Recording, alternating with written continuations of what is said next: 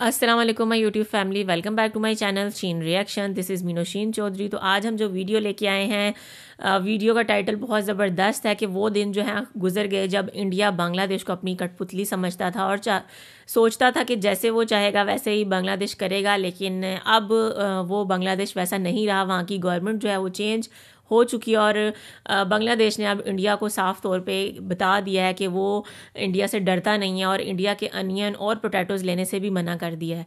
बाकी देखते हैं इस वीडियो में डिटेल में। ভারতের কোনো জিনিস নেবো না দেবো না, একবারে ডাইরেক্ট আমার অন্তর্বর্তী সরকারের কাছে একটা অনুরোধ।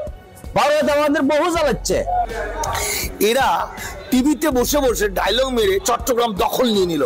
বন্ধুরা, বাংলাদেশকে ছোট ভাবার দিন শেষ। বাংলাদেশকে নিয়ে আর খেলতে পারবে না ভারত। বাংলাদেশকে বিপদে ফেলতে গিয়ে এবার নিজে গেরাকলে পড়েছে ভারত। ভারত থেকে একেবারে আলু পেঁয়াজ বন্ধ করে দিয়েছে বাংলাদেশ। বিজেপি নেতা শুভেন্দু এবং ময়ূক রঞ্জনের উল্টাপাল্টা কথার কারণে ভারতের চাষিদের অবস্থা খারাপ হয়ে গিয়েছে। আলুর যে দাম কৃষকরা পাচ্ছে না, 2.5 টাকা 3 টাকা করে তারা ফসলের দাম পাচ্ছে, ফলে কৃষকের আত্মহত্যা ইতিমধ্যেই শুরু হয়ে গেছে। বাংলাদেশের মানুষ একেবারে ফুসলে উঠেছে। আপনারা দেখতেই পাচ্ছেন বাংলাদেশের মানুষ কি বলছে। তারা ভারতের কোনো জিনিস নেবেও না আবার দেবেও না। আপনারা দেখতে পাচ্ছেন ভারতের রাস্তায় রাস্তায় আলু পেঁয়াজ পড়ে আছে। বর্তমানে শুভেন্দু অধিকারী বিপদে রয়েছে। মানুষ তার বাড়িঘর পুরো ঘিরে ফেলেছে।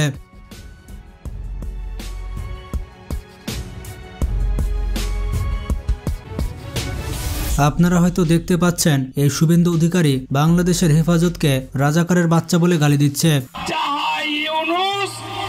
1.5 বছর লেগেছিল এই রাজাকারের বাচ্চা, হেফাজতের বাচ্চা এদেরকে ভারত বিরোধীদের সোজা করতে। তার কথাবার্তা অনেক উল্টাপাল্টা। আবার এই মহিলা বলছে শুভেন্দু অধিকারী হচ্ছেন একজন পাগল। সে নিজেও জানে না কিভাবে কথা বলতে হয়। সে দাঙ্গা হাঙ্গামা ছাড়া কিছুই বোঝে না। এবার বলি বাবা, তোমার দরবারে সব পাগলের খেলা, হরেক রকম পাগল নিয়ে মিলাইছে মেলা। আবার বলছি এটা একটা বদ্ধ পাগল। ছাগলের 3 নম্বর বাচ্চা হচ্ছে শুভেন্দু অধিকারী। জনতার রোশানলে পড়েছে শুভেন্দু অধিকারী। এমনকি এই লোকজন শুভেন্দু অধিকারীকে জুতা দিয়ে মারতে চায়। তারা জুতা নিয়ে এসেছে শুভেন্দু অধিকারীকে মারার জন্য।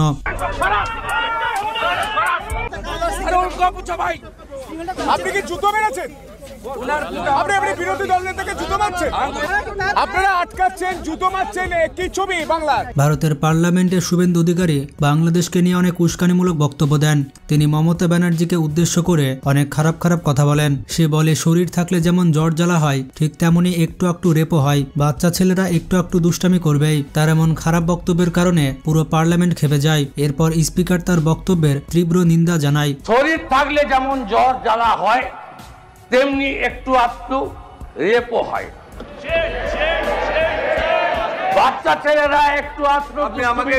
এই সকল অশিক্ষিত এবং বর্বর মানুষ কিভাবে পার্লামেন্টের সদস্য হয় আমি বুঝি না। তার কাছে একজন মেয়ের রেপ কিছুই না, এটা একটা সাধারণ ব্যাপার। তার মেয়ের সাথে এমনটা হলে সে কি বলতে পারতো এমন কথা? শুভেন্দুর এরকম বক্তব্যের কারণে তার বিরোধী দল তৃণমূল অনেক খেপে যায় এবং তৃণমূলের লোকজন তাকে জুতাপিটা করে। মানুষ শুভেন্দুর উপরে এতটাই খেপে যায় যে সে অবশেষে নিরাপত্তার জন্য একটি থানাতে আশ্রয় নেয়। এরপর তিনি পুলিশের উপর সম্পূর্ণ নির্ভরশীল হয়ে পড়েন। পশ্চিমবঙ্গের মানুষ এখন খেপে গিয়েছে।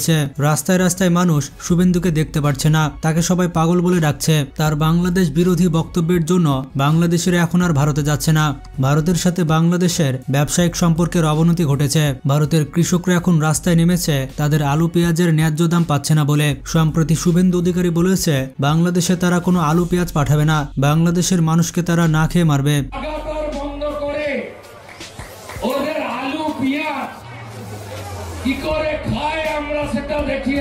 কিন্তু কথায় আছে অন্যের জন্য গর্ত খুললে সে গর্ততে নিজেকে পড়া লাগে। ভারতের অবস্থা হয়ে গেছে ঠিক তেমনই।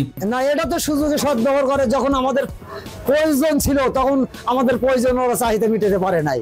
এখন আমাদের কোনো প্রয়োজন নাই, এখন ওরা বলতেছে না আমরা যা চাও আমরা তাই দিচ্ছি, আলু পেঁয়াজ সবই দিতে যাচ্ছে, কিন্তু আমাদের বেশি তো অনেকগুলো। বাংলাদেশকে নিয়ে বিভিন্ন আপত্তিকর বক্তব্যের কারণে এখন উত্তাল বাংলাদেশ। এখন বাংলাদেশিরা তুলেছে ভারত বয়কটের ডাক। তারা ভারতের কোনো পণ্য আমদানি করবে না বলে সিদ্ধান্ত নিয়েছে। না, এখন আমাদের ভারতের পেঁয়াজের কোনো দরকার নাই। দেশে পণ্য হাজার হাজার মন আমদানি হচ্ছে, নিজেরাই আবাদ করা হচ্ছে, বাইরের পেঁয়াজের কোনো প্রয়োজন নেই। হ্যাঁ, ইনশাল্লাহ আমাদের বাংলাদেশ বাইরের পেঁয়াজ ছাড়া চলবে এবং এমনকি যে স্টকে হয়ে যেতে পারে। এত পেঁয়াজ আমাদের দেশের হয়ে গেছে।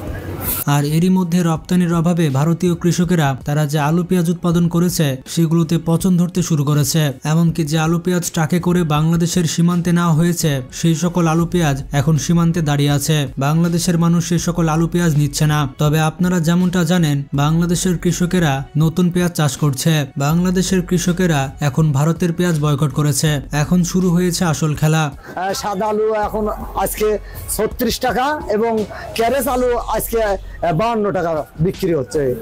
আমাদের দেশের জিনিস আমরা চাহিদা মতো আমরা পাচ্ছি, নতুন জিনিস পাচ্ছি, তাহলে ভারতের কোনো জিনিসের দরকার নাই। দাম কি নতুন পেঁয়াজের দাম কমার সম্ভাবনা আছে কি নেই?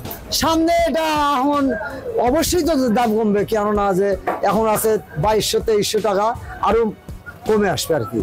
जी तो व्यूअर्स ये थी आज की वीडियो। बांग्लादेश के लोगों ने भी अब स्टैंड लिया है कि चाहे हम भूखे मर जाएं लेकिन हम इंडिया का आलू और प्याज जो है वो इस्तेमाल नहीं करेंगे, क्योंकि इंडिया के बहुत सारे नेता जो हैं वो बहुत बैड लैंग्वेज यूज़ करते थे बांग्लादेश के ख़िलाफ़ और बांग्लादेश को धमकियां लगाते थे।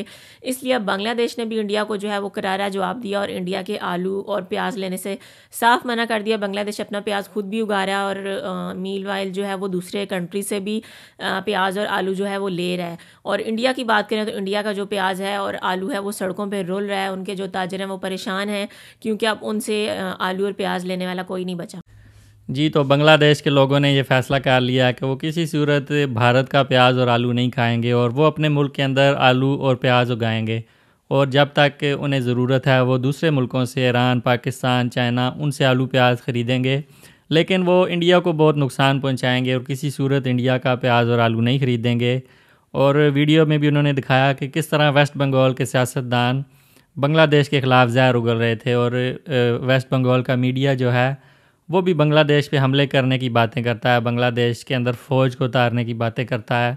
तो अब बांग्लादेश के लोगों ने भी बाइकआउट कर दिया है प्याज का, आलू का, और भारत का जो किसान है वो आलू और प्याज सड़कों पे फेंक के एहतजाज कर रहा है। और नरेंद्र मोदी जो है वो बहुत ज़्यादा परेशान है और बहुत ज़्यादा आमदन जो है वो यहाँ पे की जाती थी और घटिया क्वालिटी का आलू प्याज बांग्लादेश को बेचा जाता था। लेकिन अब बांग्लादेश के लोगों ने बिल्कुल इसका बाइकआउट कर दिया और भारत जो है वो उसकी नींदें जो हैं वो उड़ चुकी हैं। बताइएगा वीडियो कैसी लगी। वीडियो अच्छी लगी हो तो वीडियो को लाइक कर दें, चैनल पे नहीं हुआ तो चैनल को सब्सक्राइब कर दें और बेल आइकन को हल्का सा प्रेस कर दें। मिलते हैं नेक्स्ट वीडियो में। Till then stay healthy, stay wealthy, stay awesome. अल्लाह हाफिज़।